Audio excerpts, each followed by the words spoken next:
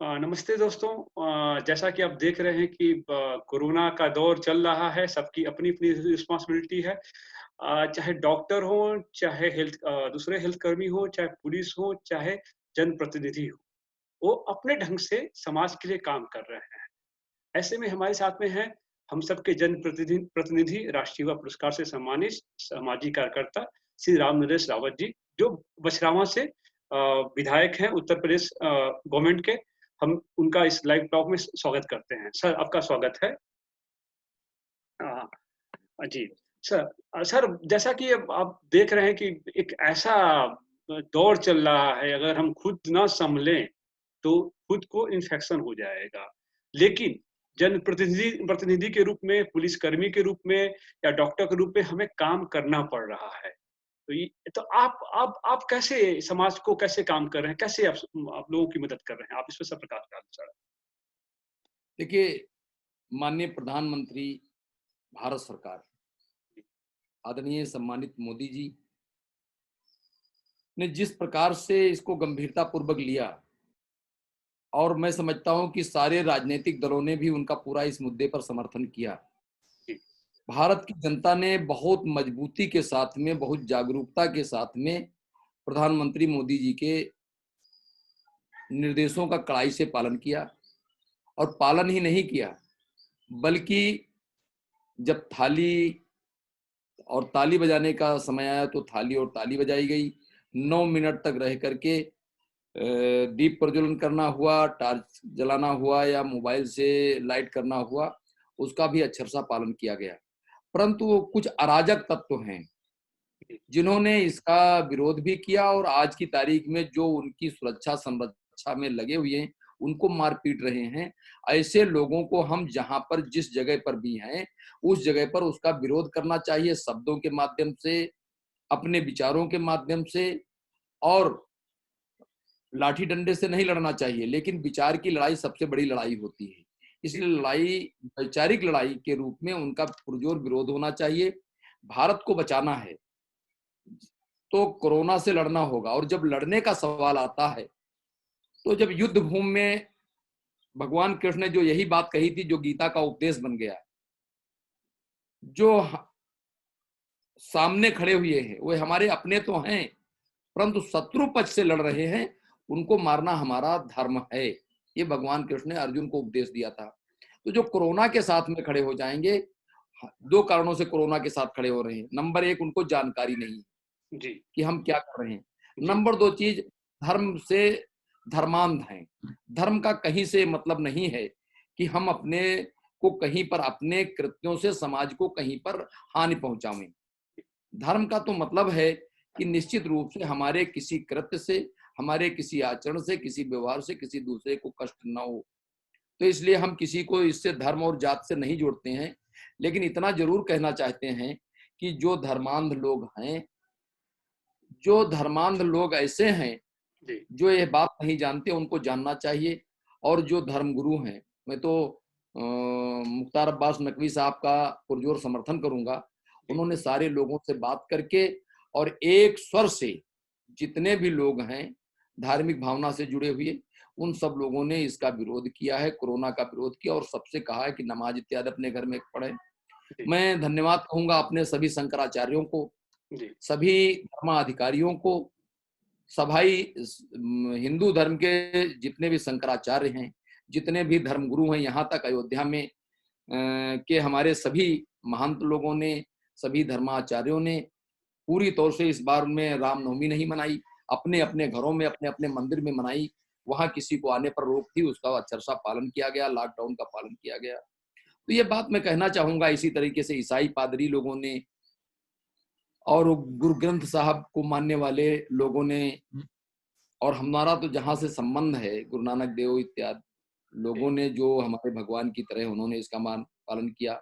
उत्तर प्रदेश की भूमि, जहां पर जैन धर्म बहुत महत्वपूर्ण है, जी, जहां पर बौद्ध धर्म बहुत महत्वपूर्ण है, जी, जहां पर हिंदू धर्म के बड़े बड़े भगवानों ने जन्म लिया, चाहे शिव का काशी से संबंध हो, जहां से आपका सीधा संबंध है, जी, और चाहे राम की नगरी हो, वो भी यूपी में है, जी, चाहे कृष्ण की नगरी मथुरा हो, वो भी यूपी में है, भगवान गौतम बुद्ध ने जहां पर पहला उपदेश दिया, सारनाथ भी यहीं पर है। तो उत्तर प्रदेश के लोगों की ज्यादा जिम्मेदारी हो जाती है निश्चित रूप से कि पूरे सारे समाज को एक नई गत दें और एक नया सम्मान करें। हर आत्मा में एक ईश्वर का स्वरूप है, हम सारे लोगों को बचाने का काम करें, ऐसी मेरी भावना। जी। सर, जैसे कि अभी प्रधानमंत्री जी की बहुत सारी स्कीमें हैं, उज्ज्वला है और रिलीफ फंड है, ठीक है? तो उसके लिए आप कैसे काम कर रहे हैं? जैसे कि आप जनप्रतिनिधि हैं, तो इस समय आप दूरी भी आपको बनानी है, उसके लिए लोगों को फ़ायदा भी पहुँचाना है, उनको वो जो नीतियाँ हैं, उनको जन तक लागू करनी है, तो आप कैसे काम कर रहे हैं? इस पे प्रकाश डालें। देखिए, प्रशासन पूरी तौर से अच्छी तरह से काम कर रहा है। जी, प्रशासन की नीतियों, जो माननीय मोदी जी की इच्छा है, माननीय योगी जी की इच्छा है, या देश के किसी भी मुख्यमंत्री की इच्छा है, उस इच्छा का अगर पालन करें, हम अपने घर में, जैसा माननीय मोदी जी ने जब लॉकडाउन घोषित किया, तो उसी समय कहा था हम अपने दरवाजे को लक्ष्मण रेखा माने, जी, और शायद लक्ष्मण रेखा की बात मानी होगी, सीता जी ने मान लिया होता, अपना जी, दिमाग उसमें नहीं लगाया होता तनिक भी कि हमारे दरवाजे से कोई भिखारी वापस चला जाएगा, हमारे दरवाजे से कोई चला जाएगा, तो निश्चित रूप से इतनी बड़ी घटना नहीं होती, सीता जी का अपहरण नहीं होता। उसी प्रकार से अगर लॉकडाउन का हमने पालन किया, तो सारे के सारा प्रशासन तंत्र, सारा का सारा जनसेवक, सारा का सारा जो तनिक भी समाज से लगाव रखता है, वो सब लोग उनके घर तक राशन पहुंचा रहे हैं जिनके घर में राशन नहीं है। और ऐसा नहीं कि सब लोग केवल भुखमरे हैं, बहुत से लोग ऐसे हैं कि सैर सपाटे के रूप में रोड पर टहलना चाहते हैं, जी, उनका विरोध होना जी, चाहिए। जो लोग इंजॉय करने की दृष्टि से, अभी आप देखिए, इसको हम क्या कहेंगे, मुख्यमंत्री, पूर्व मुख्यमंत्री कुमार स्वामी साहब ने अपने बेटे की इस तरीके से शादी की जैसे लगता था लॉकडाउन का उनके ऊपर कोई फर्क नहीं है। ऐसे जी, जनप्रतिनिधि क्या संदेश देना चाहते हैं? जी, तो निश्चित रूप से उनका, हम जहां जिस जगह पर हैं उस शादी का विरोध नहीं करते, हम लोग सब खुशी हैं शादी में, लेकिन जिस समय शादी की गई उसमें निश्चित रूप से हम लोग उनका विरोध करते हैं। जी। अभी कुछ दिन पहले आप जब शादी की बात आपने चर्चा छेड़ी ही थी, तो अभी कुछ दिन पहले हमारे यहाँ एक उत्तर प्रदेश कैडर की ऑफिसर थी, उन्होंने अपना शादी को पोस्टपोन कर दिया और एक जगह तो निकाह जो है ऑनलाइन पढ़ा गया था। कुछ ऐसे भी लोग हैं जो इस तरह से समाज में संदेश दे रहे हैं और कार्य कर रहे हैं। जी, जी, जी। सर ये जैसे कि आपसे ये पूछना था कि आप सामाजिक कार्यकर्ता हैं। ठीक है। तो जी, हर तरह से एक तरह से जो र्यूमर फैल रहा है जैसे कि जितना कोरोना का भय नहीं है, उतना समाज में इसका र्यूमर फैलाया जा रहा है, जिसकी वज़ह से डॉक्टरों को पीटा जा रहा है। तो उस र्यूमर को कैसे खत्म किया जाए और कैसे मतलब कि उस पर रोक लगाया जाए, इस पे बताएँ आप? देखिए, मुझे कहने में तनिक भी संकोच नहीं है। जी, मैंने अभी तक केवल बहुत अच्छी तरीके से पढ़ा था और देखा था, महसूस किया था जी, कि हिंदू धर्म बहुत सहिष्णु धर्म है, जी, एक उदार मना वाला धर्म है। जी, और कहीं पर जो जितने भी अटैक हुए हैं, किसी भी हिंदू धर्म के मानने वाले लोगों के द्वारा डॉक्टरों पर कोई अटैक नहीं हुआ, पुलिसकर्मी पर कोई अटैक नहीं हुआ, जबकि इस देश में बहुसंख्यक हिंदू हैं, लेकिन वे सब अपने अपने घरों में हैं, अपनी अपनी जगहों पर हैं। जिन लोगों ने अतिवाद का सहारा लिया, अब वो सोच रहे हैं कि हम पत्थर में सिर मारेंगे, प्रशासन से हम टकराएंगे। पत्थर में सिर मारना हुआ कि नहीं मारना हुआ? एकदम, जो एकदम। जी, पत्थर में सिर मारेगा तो पत्थर टूटेगा या सिर फूटेगा। जी, तो निश्चित रूप से प्रशासन से लड़ना कोई आसान काम नहीं। अभी आपने देखा होगा, एक फिल्म के हीरो ने बहुत बड़ी बात कही थी, कहीं आप इस तरीके से इशारे में उन्होंने कहा था कि आप ऐसे काम करते रहिए, ऐसा ना हो कहीं सेना बुलानी पड़ जाए, हुँ, हुँ। जी, कहीं आपात स्थिति की घोषणा न करनी पड़ जाए, जी, तो फिर तुम्हारा क्या होगा? और जी, हम तो ये कहना चाहेंगे कि अन्न जहाँ का हमने खाया, जी, वस्त्र जहाँ के हमने पहने, जी, वो है प्यारा देश हमारा। उस देश के नागरिक हमारे प्यारे छोटे भाई, बड़े भाई, मित्र और सगे संबंधी हैं। जी, तो उनकी जान बचाने के लिए, अपनी जान बचाने के लिए मुझे वो सब निर्देश पालन करना चाहिए जिस देश में हम रहते हैं। जिस देश की राजनीति, जिस देश की नीति, जिस देश का नियम कानून कायदा जो नहीं मानता, वो राष्ट्रद्रोही है और उसे राष्ट्रद्रोह की सजा निश्चित रूप से मिलनी चाहिए। इस समय केवल 304 की धारा से ही काम नहीं बनने वाला, जी, सीधे सीधे राष्ट्रद्रोह बने और निश्चित रूप से उनको इतनी कड़ी से कड़ी सजा मिले कि जैसे अंग्रेजों ने हमारे पूजनीय वीर सावरकर को 2 जन्म की सजा दिया था, इसलिए वो 1 जन्म के सजा के भागी नहीं है जो इस समय कोरोना के मामले में विरोध कर रहे हैं। उनको 2 जन्म की सजा मिलनी चाहिए, मेरा ऐसा विश्वास है। नहीं वीर आप सावरकर अंग्रेजों ने 2 जन्म की सजा दिया था, जिन्होंने जो राष्ट्रभक्त थे, देशभक्त थे, इतने बड़े देशभक्त को इतनी बड़ी सजा दी गई थी अंग्रेजों के द्वारा उस कानून को न मानने के लिए। वो कानून हमारे पक्ष में नहीं था। आज का कानून तो भारत के प्रत्येक नागरिक का, आज तो डेमोक्रेसी है, प्रजातंत्र है, हम सबको पूरी तौर से स्वतंत्रता है अपना काम करने के लिए, अपना दूसरे का सहयोग करने के लिए, दूसरे से सहयोग लेने के लिए। तो निश्चित रूप से उनका पुरजोर उसी तरीके से विरोध होना चाहिए, और देश निकाला ही नहीं, राष्ट्रद्रोह ही नहीं, बल्कि उनको 2 जन्म की सजा मिलनी चाहिए। जी। नहीं, आपकी इस बात से मैं पूर्ण रूप से सहमत हूँ, क्योंकि अभी एक मेरे जो जूनियर थे वो भी कुछ दिन पहले जर्मनी से लौटे और इतने जागरूक वो मतलब पीएचडी स्कॉलर हैं, बीएचयू आईआईटी से उन्होंने पीएचडी किया, सबमिट किया। उन्होंने खुद को 14 दिन तक डॉक्टरों की सलाह के बाद खुद को अंदर में घर के अंदर रखा और 14 दिन तक नहीं, आज उनका 30वां दिन होगा, आज भी लोगों से कम मिलते हैं। फिलहाल उनकी सारी रिपोर्ट नेगेटिव है। तो मैं कह सकता हूँ कि आज जो देशभक्ति की परिभाषा दी जानी चाहिए और जो दी जा रही है, उसमें रियली ये महत्वपूर्ण है कि अगर हम कोरोना के समय अपने खुद को न बचाएँ या खुद के द्वारा दूसरों को हम क्या प्रदूषित करें या उनको नुकसान पहुँचाएँ, तो देशद्रोह यही है। अगर हमारे द्वारा कुछ ऐसा काम किया जा रहा है जी। डॉक्टर का नाम क्या है? नहीं वो अंशु नाम है, वो पीएचडी स्कॉलर हैं, अंशु नाम है उनका। जी। है ना, पीएचडी। मेरा विश्व बेटा भी इंग्लैंड में पढ़ रहा था, जी, जी, जी, वो आया लंदन, 18 मार्च को आया। जी, उनकी चेकिंग अहमदाबाद में हुई, फिर दिल्ली हुई, जी, लखनऊ होते हुए हम लोगों के साथ में 18 मार्च को आए। मैंने एक दिन पहले 17 मार्च को जिला अधिकारी रायबरेली, जहां से मैं विधायक हूँ, जी, पुलिस अधीक्षक और सीएमओ को बता दिया। मेरा बेटा बाराबंकी, चूंकि मेरा पैतृक घर बाराबंकी आया था, तो इस जी, नाते बाराबंकी के जिलाधिकारी को, बाराबंकी के पुलिस अधीक्षक को जी, और वहां के सीएमओ को रात के 17 को रात के 10 बजे बता दिया था, कल मेरा बेटा आने वाला है। जी, आप अपने साथ क्वारंटाइन में रखेंगे या बेटा मेरे साथ रहेगा, जैसा आप बताएं। जी, जिला अधिकारी महोदय ने, सीएमओ ने, इन सब लोगों ने कहा नहीं, आपके अपने एक कमरे में बेटा अकेले रहेगा, क्वारंटाइन का पालन होगा। सीएमओ की टीम आई, उनको एक कमरे में सुरक्षित करके रख गई। और 18 मार्च से लेकर के आज की तारीख में, आज कितनी तारीख है आज? आज 18 हो गया सर, आज 18 हो गया। आज 18 का पूरा 1 महीना हो गया। 1 तब महीना से जी, हम से क्वारंटाइन का पालन करें, बहुत कम किसी से मिलता मेरा बेटा। जी, 14-15 दिन के बाद हम परिवार में घुलने मिलने लगे थे थोड़ा थोड़ा।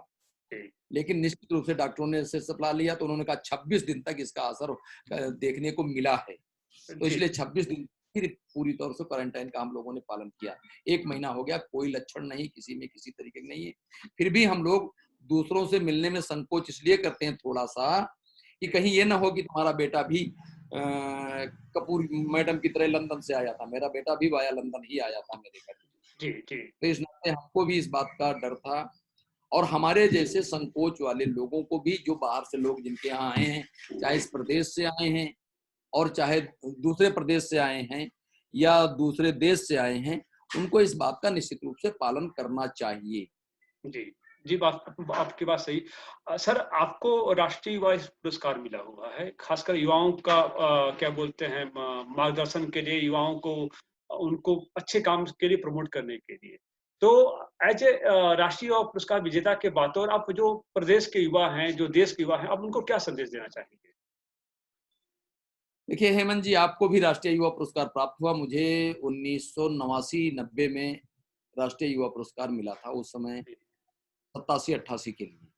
जी, एक लंबा अवधि हो गई। 1985 से राष्ट्रीय युवा पुरस्कार प्रारंभ हुआ, जी, और दूसरे नंबर के उत्तर प्रदेश में है। आज 28 लोगों को उत्तर प्रदेश में राष्ट्रीय युवा पुरस्कार प्राप्त है। जी, मैं समझता हूं कि मैं एक संदेश क्या देना चाहता हूं, मैं अपने सभी बड़े भाई और छोटे भाइयों से आग्रह पूर्वक कहना चाहता हूं, जिन्हें राष्ट्रीय युवा पुरस्कार मिलता है या जो लोग देते हैं या लोग जिसके बारे में जानते हैं, ये कितना बड़ा अवार्ड है। युवाओं के मामले में भारत रत्न के बराबर है जी, युवा वर्ग के लिए, जी, जो 15 से 35 साल की 34 साल की आयु वर्ग के लिए दिया जाता है। तो जी, निश्चित रूप से भारत रत्न की तरह है युवाओं के लिए। और जो भी युवा जिसे राष्ट्रीय युवा पुरस्कार प्राप्त हुआ, व्यक्ति नहीं चलती फिरती संस्था है। जी, हमारा तो पहले से भी ये कथन है। तो उन सारे युवाओं से मैं कहना चाहता हूँ, एक संस्था अगर आप हैं तो जी, संस्था की तरह संस्था काम करती है, ना कि व्यक्ति की तरह काम करती है।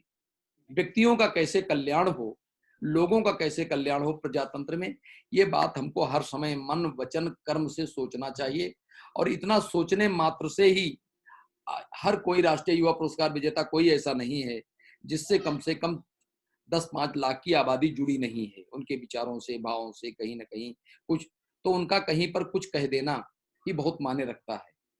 तो उन सभी लोगों से मेरा आग्रह है कि जी, जो जहां पर जिस जगह पर हैं, अपने सारे लोगों को इलेक्ट्रॉनिक मीडिया के माध्यम से, प्रिंट मीडिया के माध्यम से, ये तमाम और सोर्सेज हैं, व्हाट्सएप और ये जो हम आपसे बात कर रहे हैं, जी, इन सारे बिंदुओं से अपने लोगों तक जागरूकता फैलाएं और निवेदन करें कि इस महामारी के युग में अगर हम जीवित बचे तभी तो हम आगे कुछ करेंगे।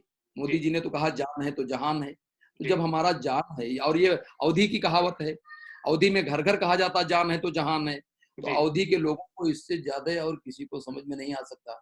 तो निश्चित रूप से उन सब लोगों को बहुत अच्छी तरीके से इस बात को जानना चाहिए।